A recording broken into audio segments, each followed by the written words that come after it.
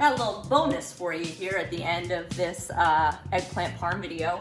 I took my leftover egg mixture and my flour and I mix it all up and then I fry this. So this is a great little snack, or you can actually plop this on the bottom of your eggplant parm if you want to, and kind of surprise your guests with this like little fried dough ball of yumminess.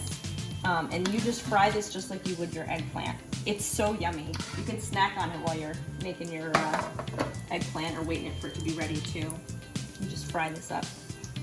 I love this. It's so yummy.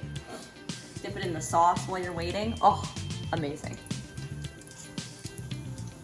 So my bonus dough is already fried and it's almost like a savory funnel cake in a way.